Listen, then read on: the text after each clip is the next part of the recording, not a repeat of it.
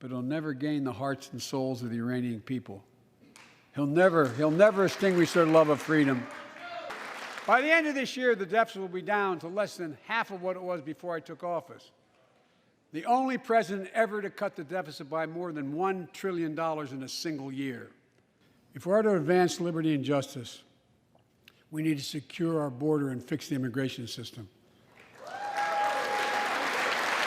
These steps will help blunt gas prices here at home, but I know news about what's happening can seem alarming to all Americans. But I want you to know, we're going to be okay. We're going to be okay.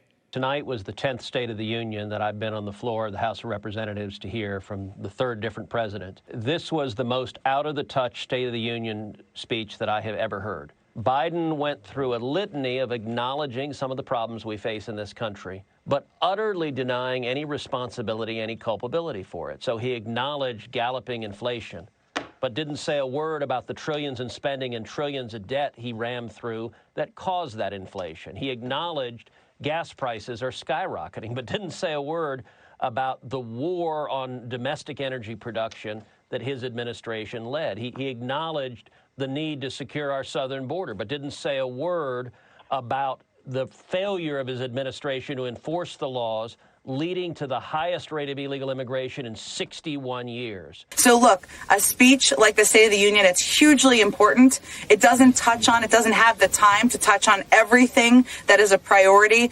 Generally speaking, these are lower marks than you would expect from such a disproportionately Democratic audience? We've seen over the last year Joe Biden take a slide in the polls. There's no doubt about it. He's not just taking a slide with the overall public. He's also taking a slide, and I think this reflects that, the instant reaction speech, with people who are even supportive of him or who are in his party. And I think, that is what these numbers reflect, is that he obviously has been on the decline. There's nothing in this speech that suggests he turned that around entirely. I don't think that was the expectation. I don't think that's a realistic expectation for this speech. But clearly, that decline in popularity that we've seen, we're seeing it across the board. And what's interesting about that, Dana, also is I think... Let's talk about high priorities when it comes to inflation. The new CBS poll found 70% of Americans disapprove of the administration's handling of inflation. What do you say to those people who say gas prices are just too high, I can't get peanut butter, everything costs more? What are you going to do?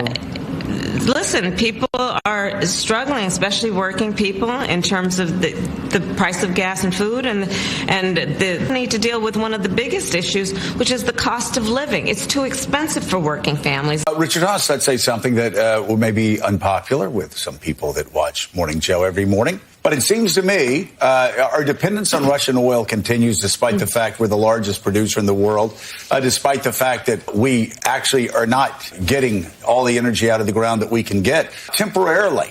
We have the ability in this country to produce enough oil for this country and energy for this country that we can depend a hell of a lot less on Russia. Can we not at least do this temporarily in the cause of freedom? And if Democrats want to go back to current positions later, they can do that. But why not? If we have the ability to not be dependent on Russian oil, why wouldn't we take that step right now? And some senators agree, Republican and Democrat. Senator Joe Manchin, for example, mentioned that the U.S. is still currently buying approximately 600,000 barrels of crude and other petroleum products every single day. Is that on the table? Is that something that the administration would consider in terms of further sanctions, cutting off the oil and gas part of the economy for Russia? You know that on this issue, for example, we applaud Germany in terms of what it has done as it relates to Nord Stream 2, as it relates to what we need to do domestically as well as what we need to do in terms of this issue generally.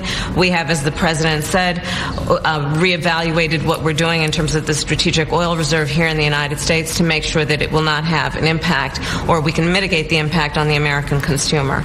But let's take this one step at a time, understanding. I have to say, I thought the speech was uninspired. I agree that it sounded like he did not actually change anything. It's almost as if they had the speech, it fell on the floor, all the pages got shuffled around, and they just put it back together, and they didn't actually reorder it.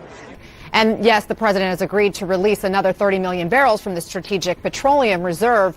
Why not ramp up domestic production in the short term to kind of weather this storm?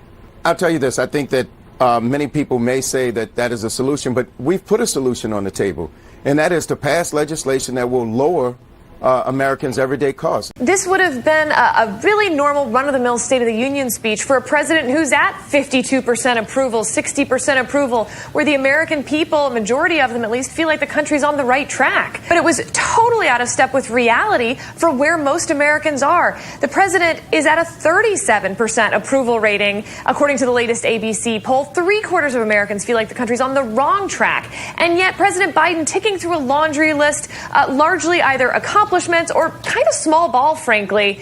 And again, not really speaking to people where they are. The prices at the grocery store going up more in the last year than at any other time in their lives.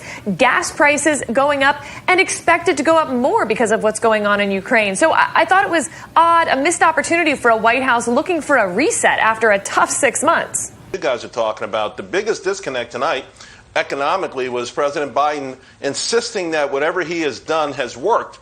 He bragged about the American Rescue Plan. That was passed on March 11th of 2021.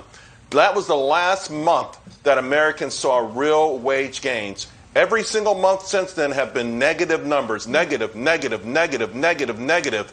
Consequently, 7 out of 10 people in one poll say that they are suffering, that they are living paycheck to paycheck. 56% of Americans say that if they had a $1,000 emergency bill, they couldn't cover it with what they have in savings. And finally, in this most recent Suffolk poll, you've got folks that say, well, what's the state of the economy? 19% say we're in recovery, only 19%. 24% say stagflation. 30% think we're in a recession. 21% think we're in a depression. President